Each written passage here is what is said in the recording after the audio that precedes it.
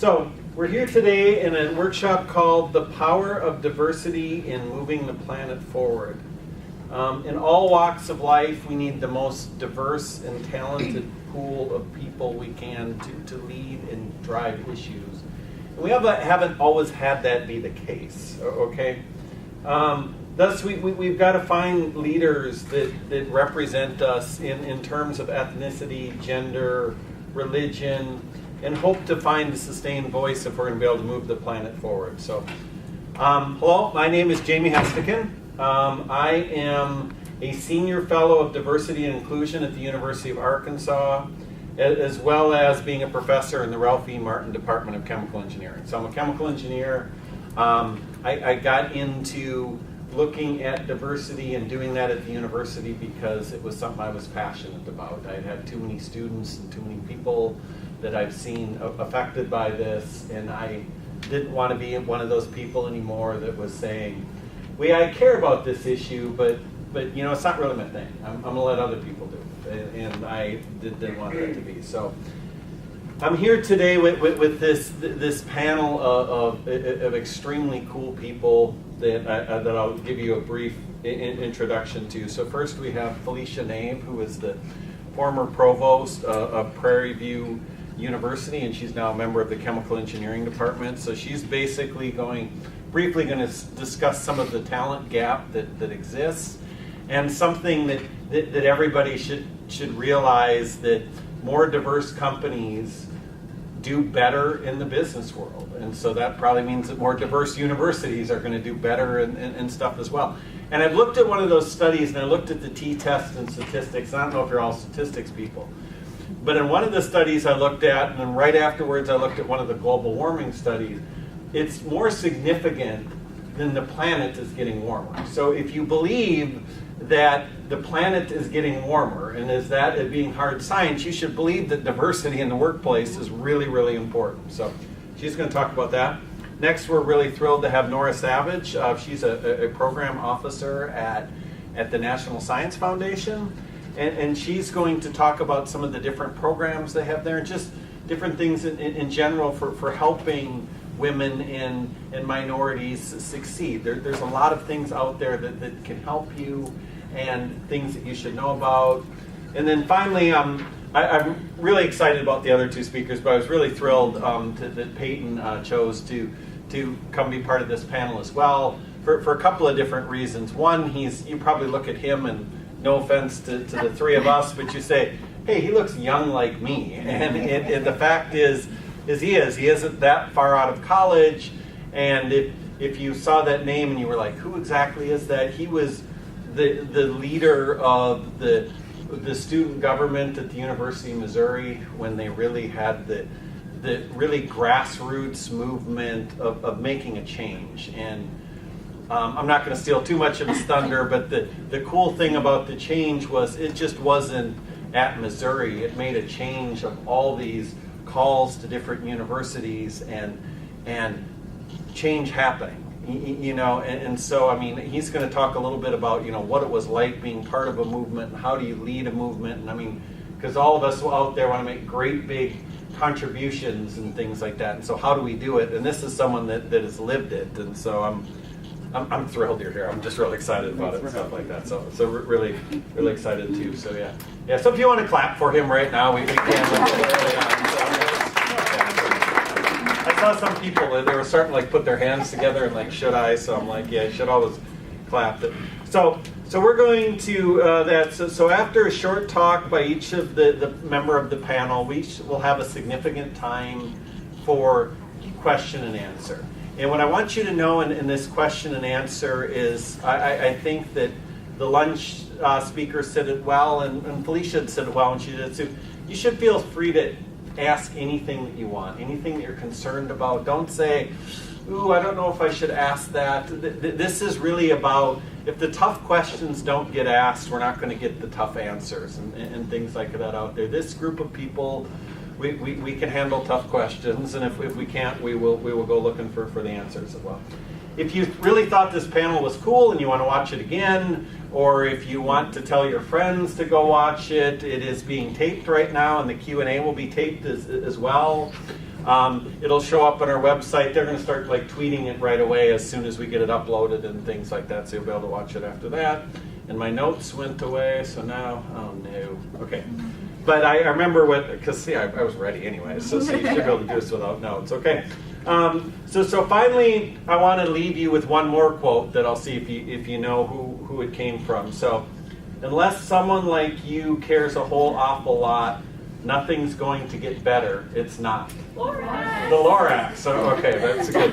So if you remember Dr. Seuss, the Lorax spoke for the trees, or was the defender of the trees. So I thought that was a good quote for climate change. And if you haven't seen the Lorax or read the book about it, it's basically the entire ecosystem is almost destroyed, but one person makes a difference and gets it back again. So hopefully at the end of this workshop, you'll be inspired to be that one person that goes out there and makes a difference. Because what I can tell you from like a research realm is there has to be the 1,000 ideas to have that one Martin Luther King Jr. out there. There has to be thousands of people fighting to have that one person. So don't think, okay, I shouldn't go fight. I don't know if that's going to be me, because you never know if it's going to be me, and you never know when you're going to be in the middle of a movement and expected to lead. So I am now going to turn the floor over to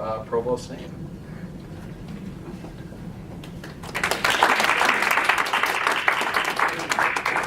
So Jamie says I'm cool, so I have to be cool, right?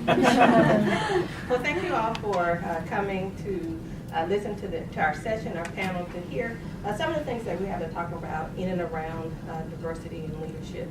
Although I'll focus on, or my particular role was to focus on me being as a senior leader on an academic campus, I think I initially want to put out there, regardless of where you find yourself on the totem pole or your role within your respective institution as a student or as an academic leader, we're all leaders, right?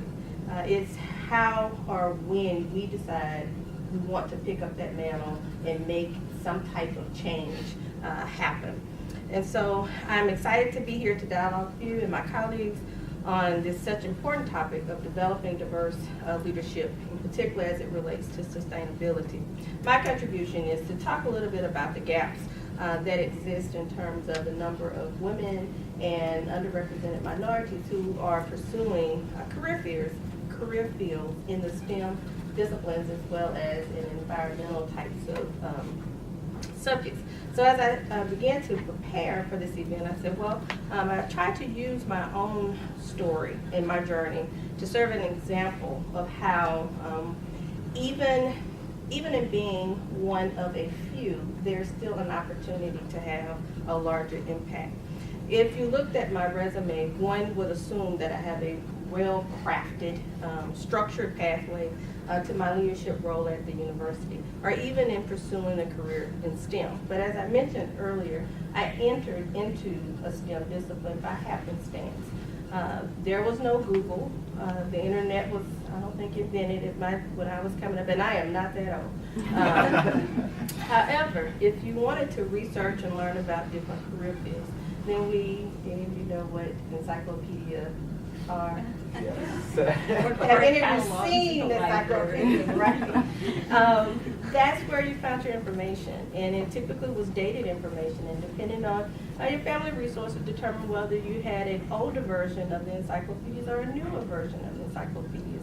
In addition, I'm from a small rural town in Mississippi, and so the opportunity to engage with people who pursue careers outside of your traditional doctor, lawyer, so forth, was not something that I got to see very often. So to have a role model in that area was not something that was present as well. So, but I still found my way to pursuing a career in STEM and was able to go on and complete a PhD in chemical engineering. In midway of making that decision through in my PhD program and deciding what I wanted to go into as a career field, I thought I was going to be like so many of you and go into corporate America and do all these great things. But along my academic journey, I participated in a number of internship programs, both as an undergrad and as a graduate student. And the thing that stuck out to me is that oftentimes I was it. I was the only female in many cases, but in particular I was the only African American who was serving in a role other than a service field at those particular companies.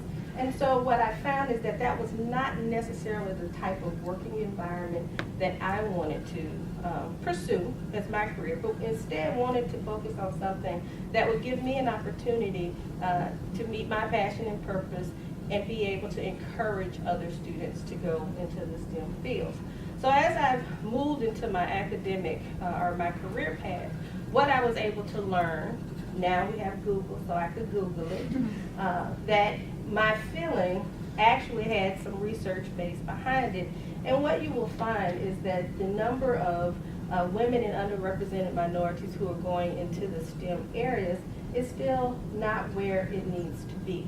Although most universities are majority female, when you move to the STEM disciplines, the numbers reverse. The people who are pursuing those STEM degrees are your male students, and your women are finding themselves either not pursuing or not completing. Now, when you dig a little deeper, it typically starts in K through 12, where the female students and the minority students were either not encouraged, they didn't see themselves in the people who were standing before them, or even in the way that the instructions were provided. And so they weren't encouraged, or they didn't feel like they fit within that particular genre. And so they moved on to other fields to pursue degree areas. And so I decided that what I wanted to do was to impact that and try to provide greater access, exposure, and opportunities for students to be able to come in, so hopefully we could start to change that dynamic. Now, over the past few decades, there have been a number of interventions, programs, and strategies that have been put in place to address this issue, because there are people there who care and who want to see the number change. But the reality is, even after 4 or more decades, we have not made any significant movement in those numbers. When you start to get into more specialized fields like in the environment, in climate change, in sustainability, the numbers get even fewer. The significance of having people of color, having women, having others represented around the table is that the problems that we have in this country, whether it's food deserts, whether it's environmental climate change, if we're to get comprehensive solutions, we need comprehensive problem solvers around the table. There are components and aspects of those issues that if you're not experiencing it, then you're creating solutions that may not really help them address the problem.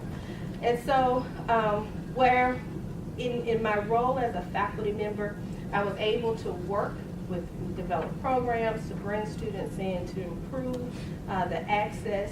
And as an administrator, you're able to move into a higher level of playing, of engagement around the table, so that instead of just having that impact at a local level with the students, you're able to have a more campus-wide impact and influence the number of people who have a seat at the table to have that discussion around this solution.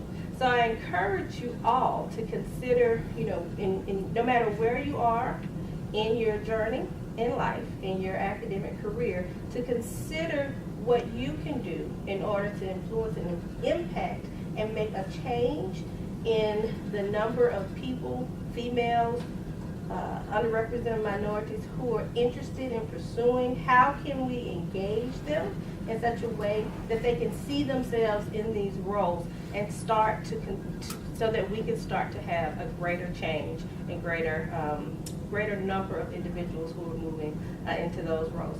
The last thing I'll leave you with, one of the presentations I gave is that is that even though data tells us a lot, it gives us trends, that's how we look at things collectively. But when we break it down to the individual, we can all be more than just a data point.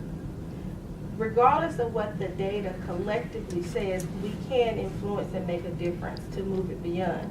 So it's incumbent upon us all to continue to work hard, to strive, to make a difference in advancing this agenda.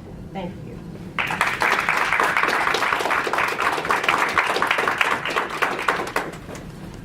I'd like to introduce Nora Savage.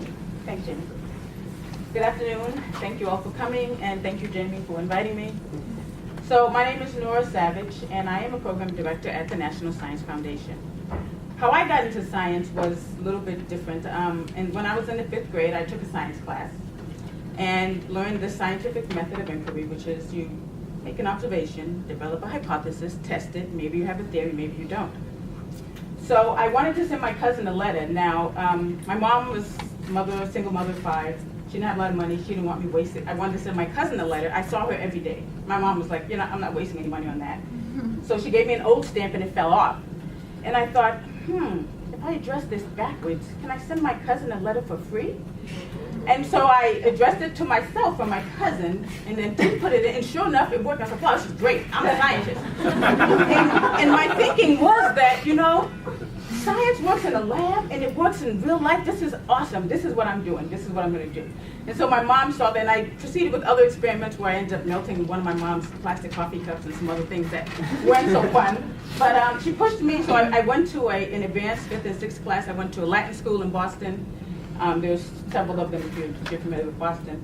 And then, and I only have a slight accent because I now went to Prairie View, and I got a Texas accent. And then I went to Wisconsin, got a Wisconsin accent. So I have all kinds of accents. But so that's how I got into science. But I really feel that I am an engineer in training and a philosopher at heart, because I really believe social science, all of the sciences are important, not just the physical hard sciences. So at NSF, let me talk a little bit about NSF. It was founded in 1950 by the National Science Foundation Act, and NSF is really interested in broadening participation. And that means bringing more people to the table, at whatever table you have, to discuss, to develop solutions, to create technologies, just bring more people to the table of different types, cultures, nations, etc. And so there's a lot of activities that we have under broadening participation, and you can find those on our website.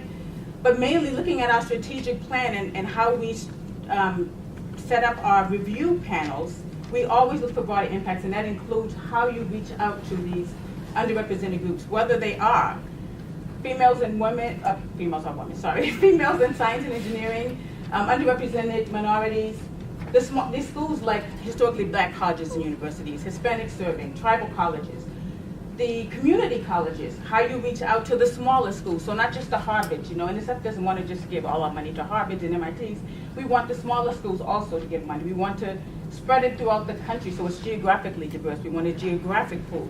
And we also try to get a really diverse group of, to educate a diverse group of the people, if you will. So we do K-12 education as well as undergrad, grad, and beyond. So we support research and science at all levels through all fields. And this is important. Why? Well, if you think about the Statue of Liberty, I was watching, I watch too much TV, I'm sure, but I was watching one of the award shows, and U2 was singing in front of the Statue of Liberty. Anyway, the Statue of Liberty, some people say, oh, it says, give me your poor, your downtrodden. Why? Why do we want diversity? Because the lawyers tell us we have to have it, because it's mandated? No, that's not why you want it. As Jamie said, and also Felecia, you want diversity because it's better for you. When you come to the table with different people, so I went from probably 5th grade and on, I was in predominantly white schools, which was a different environment for me because I grew up in Roxbury and Dorchester, if you know where that is in Boston. So I got to see different things, and I remember once my hair was straightened and I got caught in the rain and it went to a short afro, and this girl said, oh, you cut your hair, and I thought, what? And it didn't occur to me that she didn't understand that no, my hair, straightened so that when it gets wet, it goes right back to its natural state. And it was really cool. And then she didn't understand like how we take care of her. It's just very different. So we communicated and dialogued across, and I really found that fascinating. I really enjoyed it. So that is why you want to do it. You want to communicate across. You want to learn from other people. You want to bring different tools to the table so that when you bring your hammer and she brings her hammer, they're different, but together you make a different tool that can do things that neither tool could do on its own. So you have more capable, stronger individuals. You have more vibrant communities. And then we have a better nation and a better global society. That is why you want to do it, because when you bring more people to the table, you have a better solution, you have a more holistic solution, you have a more long-lasting solution. So when the statue, the Lady of Liberty says, bring me your poor and downtrodden, it's not because, yeah, we want all the poor and downtrodden, because we realize as a nation that we see the value in everybody. Everybody can contribute something, everybody has something to give, everybody can bring a piece to the puzzle. So we have a lot of challenges facing us, both environmental, social. If we all come to the table with, this is how I would approach the problem, this is how I would develop a methodology for solving it, this is how I would think about the problem, these are my tools and my knowledge sets. When we do that, we get a better solution. That's why you do it, because it just makes a better solution and a stronger nation and a better global society. So just think about that and think about other ways that you can impact and you know how you can go out and influence the next generation. I try to influence my nieces and nephews, but they say, oh, you're too old, Nora. And I say, oh, you're too insane. So we just go back and forth. But they do sometimes listen to things I say. So I also took them when they were in their junior, because I was a program manager at EPA for 15 years, so I'm really old. And now I'm in this stuff for about 4 or 5. When they were in their junior year of high school, I took them somewhere in the world so that they could see other cultures. And now each of them, the last one is about to graduate from Williams College in Massachusetts, but they all took semester abroads from Israel to Egypt to Ireland. They all did a semester abroad and went and saw another culture, and they came back the better for it. So I encourage you to do that if you have the opportunity. That is a fantastic way to see and open up your mind. Think about, you know, not just the laureates, but what about green eggs and ham, right? He wouldn't eat it because why? It was different. It's green. Eggs aren't green. Ham's not green. But once he tried it, he's like, oh, this is not bad. So go and try and explore and meet new people. If you see yourself in a committee or a work group or around a table and everyone looks like you, go and sit somewhere else where people don't look like you. When you sit at a conference and you sit down at one chair the first day, and the next day it's amazing, watch this. The next day, certain people will sit in the exact same seat. If you sit in that seat, they'll say, you're in my seat. It's like, how can you have a seat? What are you talking about? So I always make myself move around and I just challenge people. No, I'm sitting here now today. You sat there yesterday, I'm sitting here today. So, you know, challenge yourselves to go and learn about new things and new people and new cultures. Believe me, it will just make you a stronger, better person. And it's not just to do it for legal reasons or because someone said you have to. So, leave you with that charge, and thank you for listening.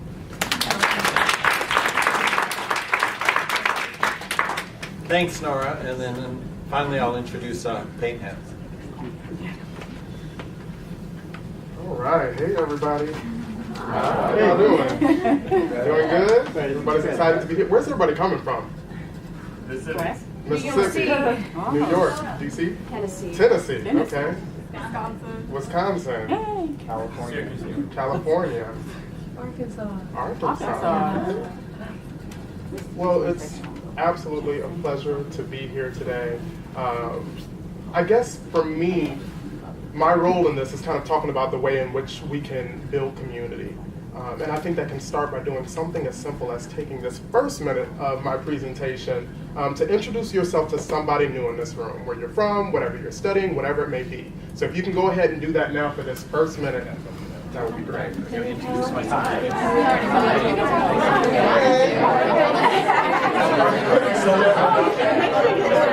Okay, everybody, let's begin to wrap up our conversation. Okay. You all ready? Oh, good. We're making friends. This is great. So I love doing that because I believe that it shifts the atmosphere in the room. And one thing that it allows us to do is recognize each other in our full humanity, especially as many of us who are millennials in the room. We're walking around all day with one of these, we're doing this, you know, whatever it may be. And I don't think that we truly take the time to recognize each other in our full humanity. And to me, that's one of the biggest roots of any systemic issues that we try to fight every single day. And all of them are correlated into basically not recognizing somebody in their full humanity. That's what all of these conversations are about. I guarantee you, like, if we have differing opinions on whatever kind of view, you'd be much more likely to cuss me out via Twitter as opposed to after meeting me and saying, hey, you're Payton from Chicago, cool, I'm so-and-so from whoever, it's nice to meet you. So just a little bit about my journey. I am from Chicago. My family is rooted in the south side of Chicago, which is a predominantly black area for those of you all who are familiar.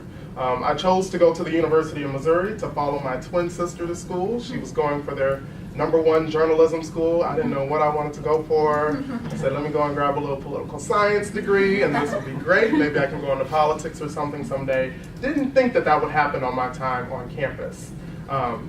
Until my sophomore year, as I was walking through campus in our Greektown area, and some guys yelled some racial slurs at me. And in that moment, being from Chicago South Side, like I knew environmental racism, structural racism, all that other kind of stuff. You're in a food desert, all that kind of stuff. Cool, that's racism to me in the 21st century. I didn't imagine that was still going on to the effect that people started to feel that and said these things and did these things to each other to make us feel less than. I knew that it happened, but I didn't think that it could happen to me. I'm like, I'm a nice person, like I do everything I'm supposed to do. And so that is really what kind of inspired my activism at Mizzou. It really inspired me to get involved with different things on campus to help bridge the gap that I saw in all of the student body. And for me, it started by sitting right in the middle of our student center and meeting as many students as I could from all different walks of lives. And they brought me to different things on campus. I became a member of the Asian American Association. Don't tell me how. But I ended up meeting some of my best friends and eventually going to Korea and seeing Seoul, and it was just completely incredible. But for me, when it gets back to movements, as we're in a big movement now, and everybody seems to be yelling and fighting, and everybody wants something to say, everybody has something to say, I think that many times we forget to talk to each other. We forget that we're all in this together at the very end of the day. And so those were some of the things that my experiences at Mizzou taught me, especially when we were dealing with the aftermath of Ferguson and dealing with a university administration that didn't want to use what was happening just 100 miles down the road as a learning mechanism for our students. Universities are created to be institutions of higher learning. They're created to be centers of enlightenment. They're created to be the places that we solve the biggest challenges. And the issue that I had was with my university. I love my school. I was a tour guide, orientation leader. I don't know if that comes across like, hey. Like, and I knew where all of our students were coming from because I started to learn their stories. I started to speak to the students who may have been depressed coming from China, knowing no one, having no friends, not knowing what events to go to on campus. And I couldn't even imagine, like, you're moving thousands of miles away from home. Like, it means so much for somebody to step out of their comfort zone and say, like, hey, I'm so-and-so, this is who I am, like, this is how I can help your experience, and you can help me in this way. So I became a language partner. I didn't know anything about feminism. I had a twin sister, and I knew, like, I'm gonna stand up for women's rights, but I didn't know about the intricacies of it until I spent more time in the Women's Center, and using that as a tool, like, to be able to spark a lot of my activism in that way. For me, I was in the crossroads of our Black community and our LGBTQ community on campus. I remember saying that I didn't feel quite at home in our Black Culture Center where I heard homophobic things being said, and I didn't feel quite at home in our LGBTQ center because, believe it or not, people were saying the most racist things that you could imagine. And so that's when I started to really frame my conversations around this idea of intersectionality and this idea that, you know, all of these problems, they're not so unique. They're all based in the fact that we're not recognizing each other in our full humanity.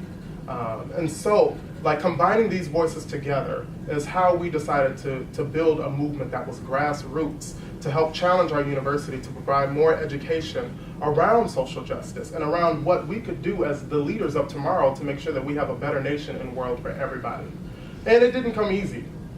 It didn't come easy. It wasn't easy work at all. I wish I could say, oh, it was fine and dandy and we were all holding hands the entire time, kumbaya on the quad, but it wasn't. There were a lot of different challenges. There was a lot of hatred expressed towards us for not even calling for equality, but calling for basic equity in our treatment on campus. Things that we hadn't started the fight for. Things that students have been fighting for before the 60s. And you had the Student Nonviolent Coordinating Commission. You had the Council on Racial Equality. Very big things that Martin Luther King had his hands in as well, but we often sweep a lot of that activism under the rug so that we can have a fancy quote to go, you know, to coincide with our vision this crafted vision of who Martin Luther King as a leader was as a leader. But I think that the biggest thing that I can say is that as you continue to go out and you do work within your communities, and as you continue to get people on the cause of understanding, hey, our world is heating up. You know, the planet that we live on, we got to do a better job of sustaining what we have. I think that it's important to be able to make sure that with any movement, you need a coalition. And with any movement, you need buy-in from individuals. So it's just like, why? Why is this important to me? This issue is obviously important to you, but why should it be important to me? And I think that being able to find the genuine connections within one another, is one of the best tools in which we can use to really, really bring about the type of change that we need. Because we talk about change quite a bit. We have the buzzwords, we have diversity and inclusion plastered across every campus in the US, but what does that really mean? The diversity is already here. You all are coming from all over this country. You know, there's students here from Chicago, you have some people here from the Midwest, and Arkansas, where I just had the privilege of going to, fun time, California. So there's all of this diversity just rooted in your experiences based off of the places that you've been reared, right? And all of that contributes to your human experience and how you treat yourself and how you treat others. So why not take the time to learn that? And whenever you get into places like this, and you have people who are passionate about a cause, just like you, make sure that you take the time to know their name.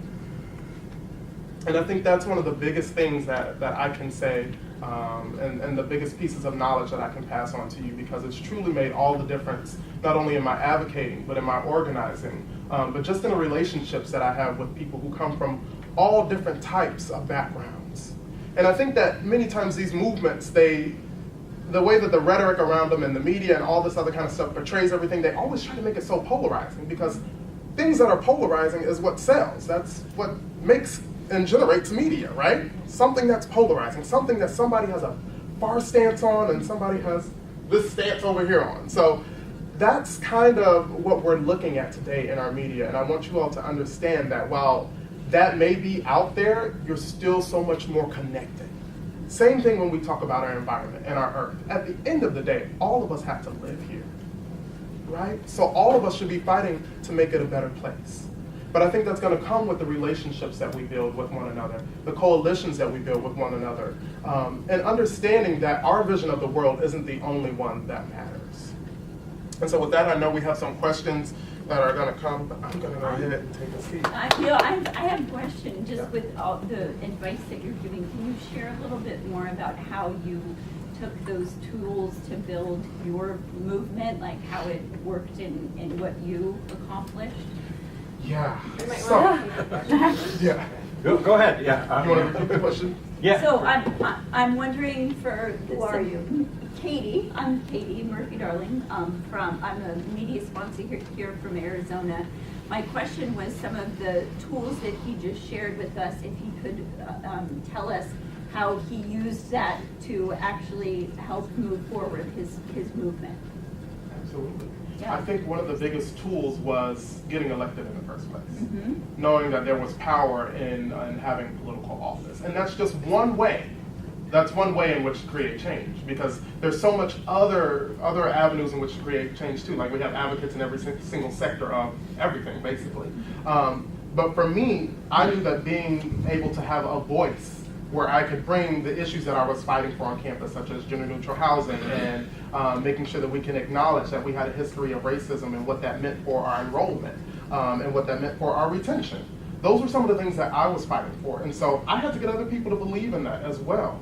And for me, I said, well, let's change the way in which we do student government. The way in which we always did student government. Big government at Mizzou, $1.7 million budget. And so many different students, 28,000 students to represent who are coming from all these different backgrounds, but the same person, not the same person, but the people getting elected to office often came from the same communities, the same financial backgrounds, the same racial backgrounds, and were representing pretty much the same type of student over and over and over again. And so my idea was, instead of having people come to student government, how about we bring student government to the people?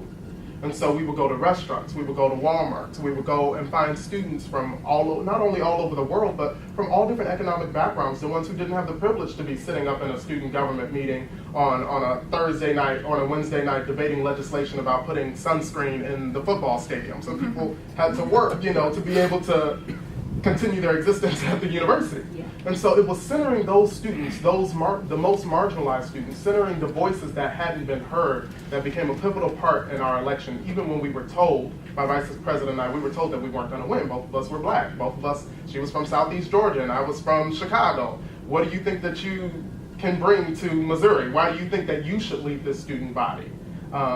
Studies show that you won't get elected. Yeah, minority students will vote for you, but they're the minority. But we challenge that at every single level. And because of that, we mobilized the students who would never vote for us because they just didn't have the buy-in into student government by going to them and showing them what we could offer. In addition to talking to the students who did usually vote in the elections and letting them know, like, we're legit, like, this is what we have going on, and this is what we want to do, and this is what we want to bring, this is the type of change that we want to bring at Mizzou.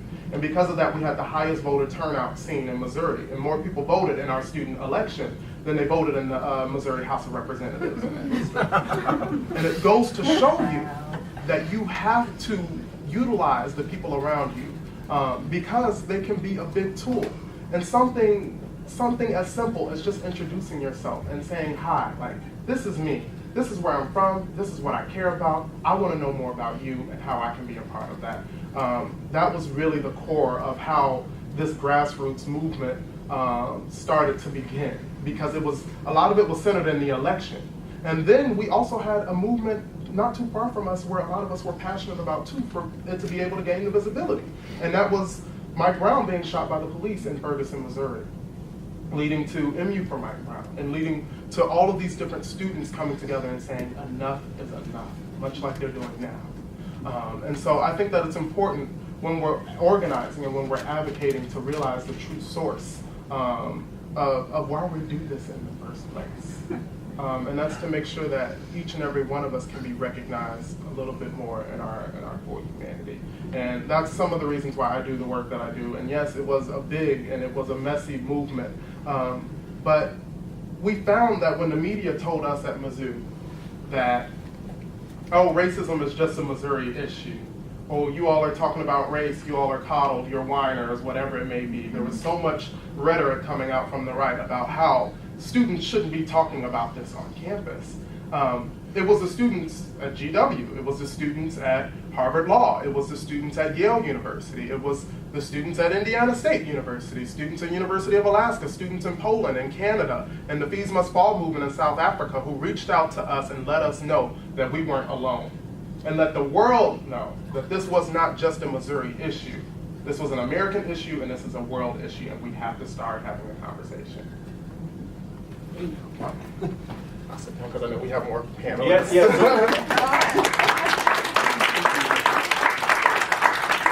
Yeah, so when you ask a question, just let me call on you so she can make sure to get the camera toward you so that the Q&A shows up for anyone that wants to watch this at a later date. That's the only reason.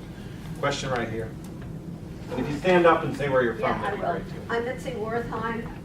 I came to Washington with John Kennedy. I was the first person hired on the Peace Corps staff.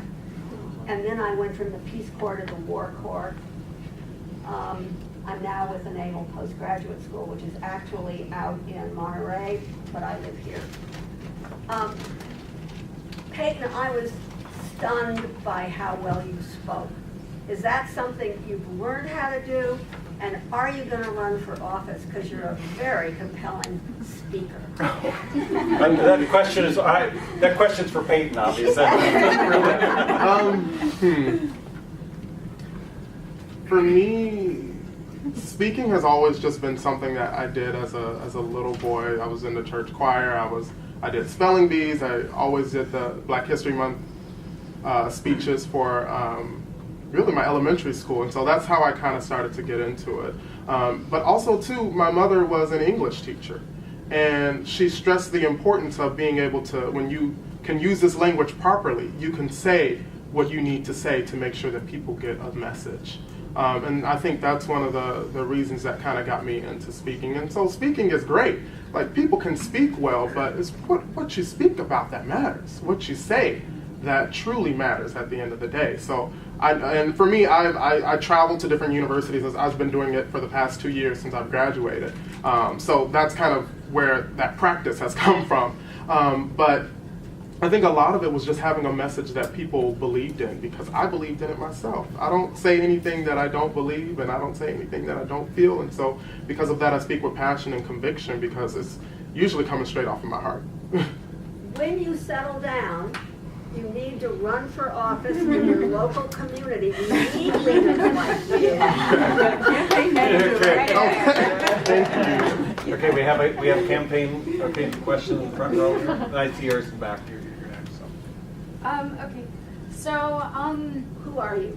Yeah. Jillian Daly. I go to Florida International University, and my major is poli-sci and international relations. And this is like for this is like for everybody on the panel.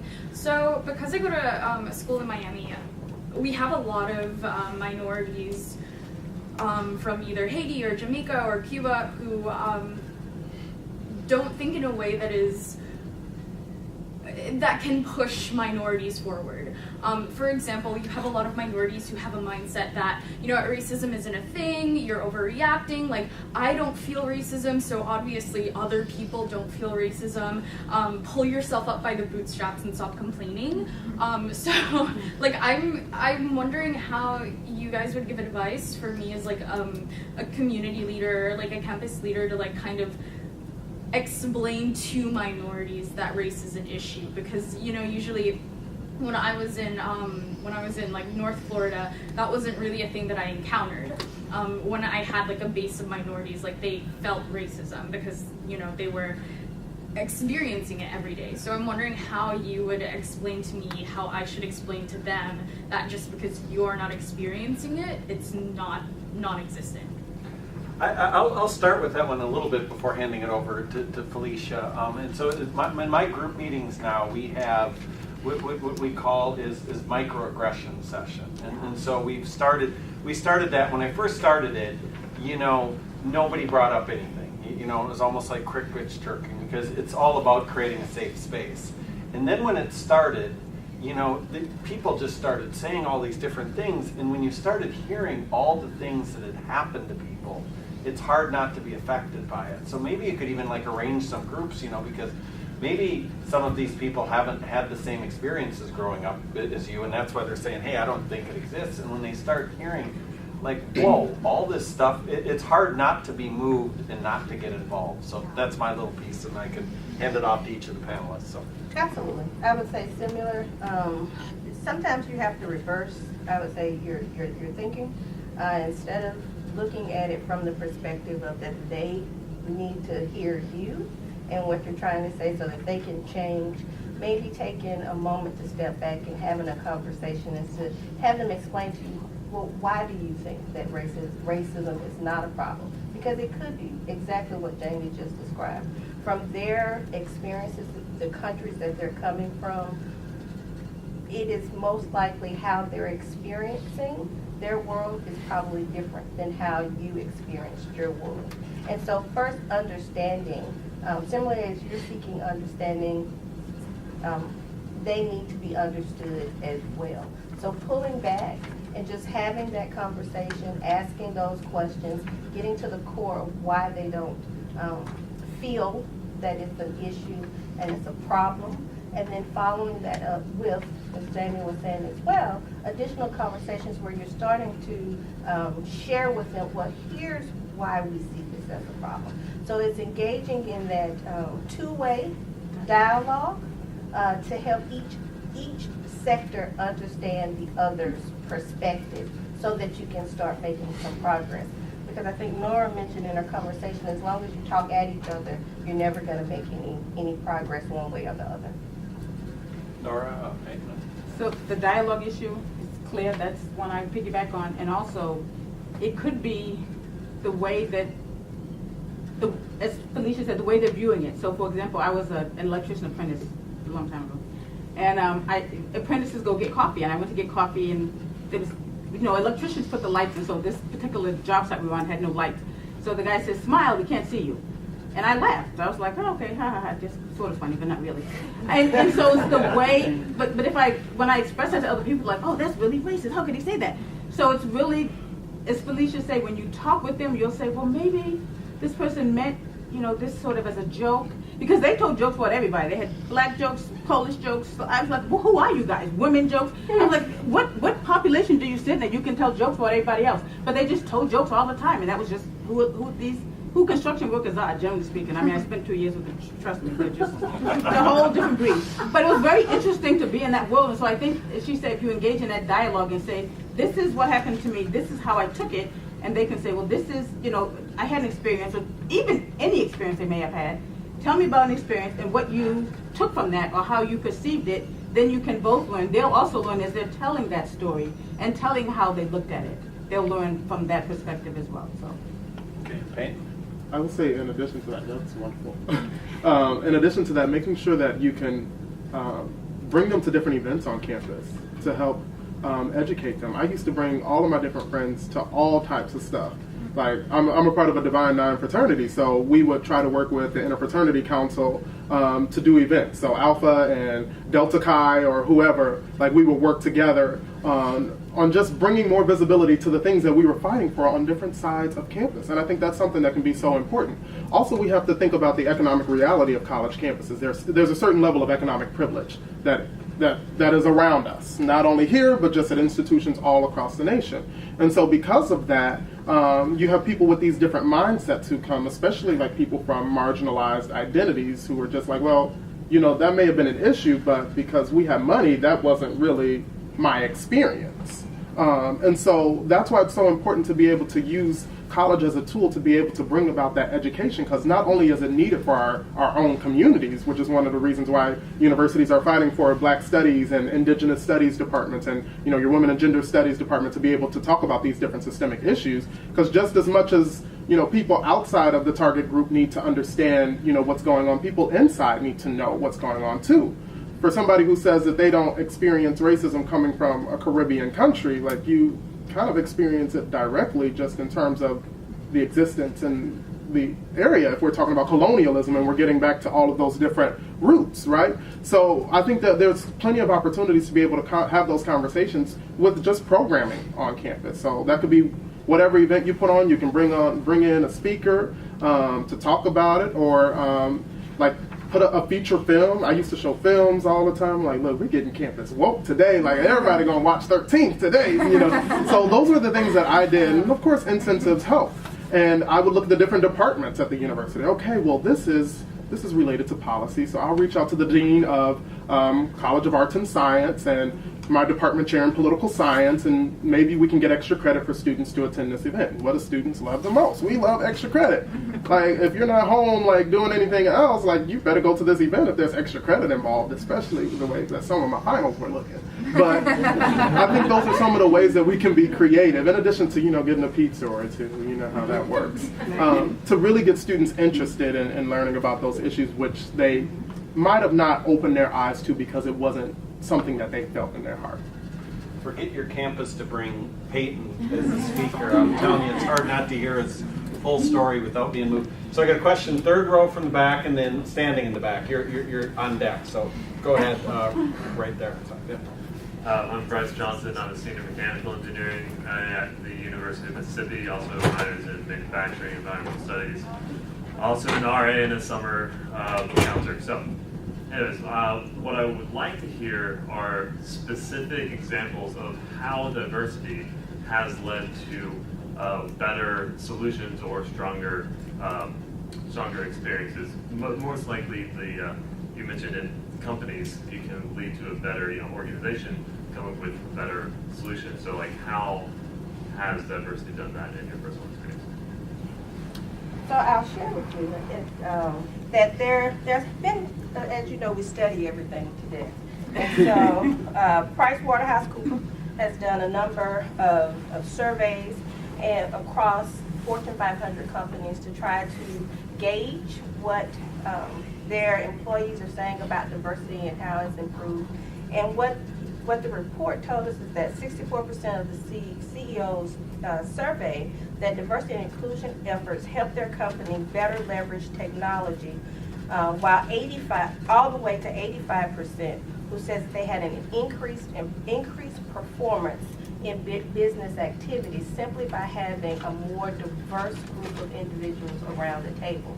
So you're able to take from everyone's experience in some instances in order to make a better, more effective product by leveraging what you learn from each particular individuals. And so from my experience as a faculty member or an academic, when we have, I give you the example of in your mechanical engineering class, right?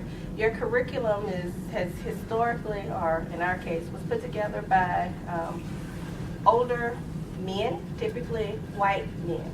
And so it has often missed just having problems that are culturally sensitive, are culturally informed to other groups, whether it's women in devising different contraptions, wheelchairs, airplane seats, shoes, heels, and so forth. And so I think our curriculums have become more enriched as we have added additional groups of individuals around that table, so that those types of topics, those types of examples can be put into a curriculum. From the NSF perspective, convergence, so we've seen that multidisciplinarity really brings stronger research. It brings stronger science, because you have chemical engineers working with civil engineers, working with chemists, working with material scientists, working with physicists. But it was really each doing a piece of a puzzle, and it wasn't strong enough. It wasn't as strong as when we see really, truly bringing people together and saying, this is the methodology I would use to reach this objective, to develop this technology. This is the methodology I would use. Well, let's take a piece of this and a piece of that and put it together. You get a stronger methodology overall. You get a stronger product, as she said. You have people coming in that will say, I would look at this and approach this problem from this perspective. You have all the people thinking the same way. You're never going to have any other diverse ideas or opinions about it. When you bring other people in with a different opinion, you can say, hey, I never thought about that. And you can reach the solution. It's a more sustainable solution. It's a more holistic approach to developing a solution, and it's usually lasts longer. And like you mentioned with the cultural groups, companies found that when they would develop these products and then I'm going to develop something for Brazil, I'm going to develop something for Africa, they didn't take into account, which is why I switched from engineering towards the end of my career to environmental science. They didn't take into account the cultural aspects. Would a woman like this dress or like this technology? Would someone in Brazil really want to have this? Would they want to have this type of technology to use to clean water? Would they prefer something else? You have to take people's attitudes and perceptions into play when you develop products, and then you sell more. That keyed into the companies right there. Oh, if I really see what the consumer wants, but consumers are different, and so you can't just target one consumer, or you will have a very small consumer base, and that does not mean profit. And so, as you know, companies always want profits. But as I said, from NSF's perspective, it's just better science. We get better science out of it. Back row. Wait, hold on just 1 second so she can turn the camera towards you and introduce yourself with your name. Go ahead. Oh, straight back. Hi, my name is the young lady in the room already wanted to address her question, seeing that I'm from Jamaica, so I can clearly answer why we don't feel the way. And not that we don't, we do what we see from a different perspective. I think you guys all see it's coming from a different perspective that we struggle a lot there.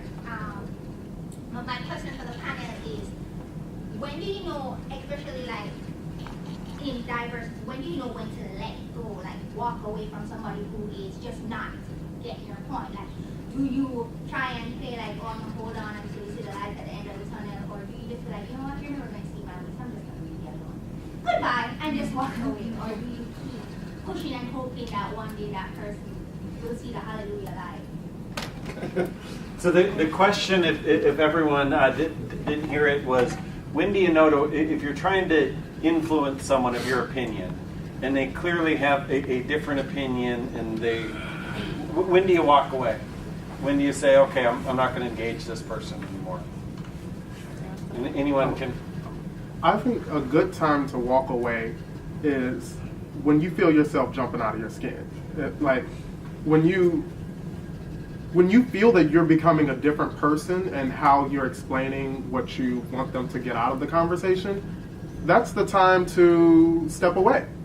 And so there was a very interesting conversation. I'll give an example that I was having with a young man who was black just like me, but he didn't see the reason why I should bring trans women of color into the conversation around just race and America, and about like how the importance of LGBTQ identities, like, you know, within the black community have pushed, you know, so many things ahead, from Bayard Rustin, you know, planning the March on Washington, Marsha P. Johnson, who threw the first brick at Stonewall, you know, Bayard isn't a trans woman of color, but just being in the LGBTQ community. And for me, the conversation started to become, it felt like it was becoming a personal attack on just who I was as an individual.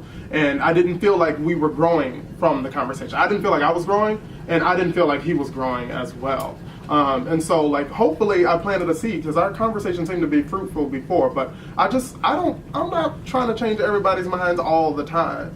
A lot of it, I really want people to be able to come to something on their own. And so if I can say that I planted a seed, like, hey, like, just look a little bit more into this, do a little bit of research on this, and it may change your mind in the future. That was how I was able to leave that conversation without completely losing it, because I felt myself start to get hot. I was getting a little sweat over here. I usually start to sweat like right here. And then I was just like, you know what, like, God bless you. You know, you go ahead, you have a good day.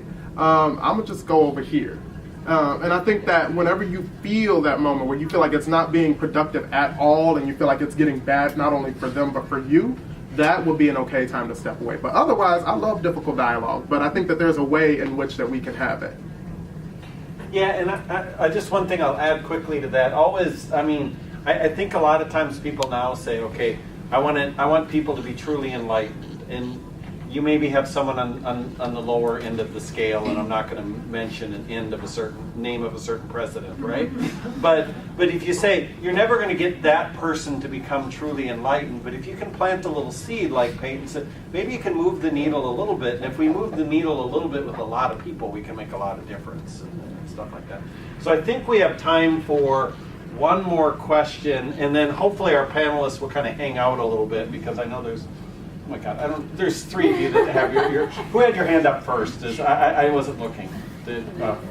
Okay, so we both pointed at you, so you get the honor of the last question, because I don't know. So my name's Matilda. I go to GW, and I'm a correspondent for Planet Forward. And I wrote a piece that's like a finalist in the Storyfest contest about the lack of diversity in environmental organizations specifically. I wrote it when I was interning for the Wilderness Society last semester. And one thing that came up a lot with the people I was interviewing was the fear of being pigeonholed, like being assigned to work on diversity and inclusion projects or work on urban campaigns, things like that, because of their identity, and how oftentimes they were happy to do that work, but sometimes they wanted to just do the job that in conservation that they wanted to be doing. So I guess I'm curious about like your thoughts on just the idea of like who should be doing this work.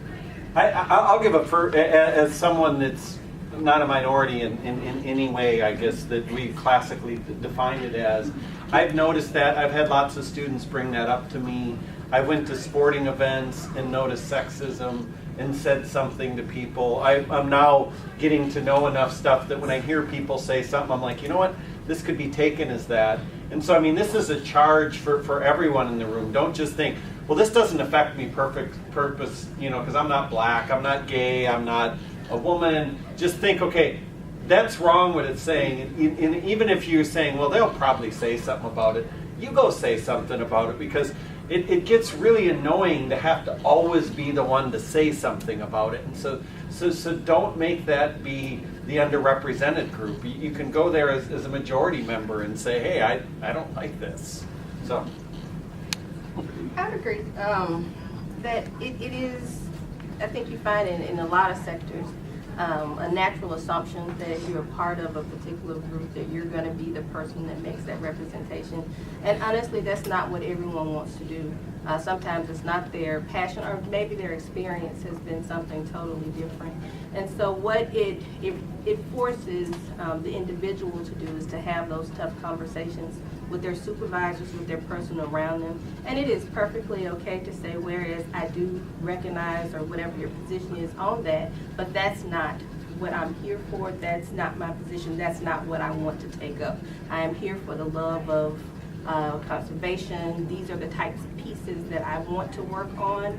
And so whereas I can be a part of the team and provide contributions, that's not the avenue that I want to take. So it's being willing and able to take control of your own future, your own professional career, and being confident and standing in that and knowing it's okay.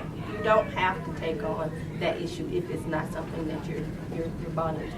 Okay, and I'm going to have to cut off this discussion because they pointed at me and I think said mean things and stuff. But I want to thank each of our panelists, Felecia, Nora, and Payton once again. And this conversation will exist online, so we'll make it easy to find. So if you want to show it to your friends, you want to watch it again. And we have to go talk outside now, but if anyone wants to see them, hopefully they will be there, and the next group starts in here now.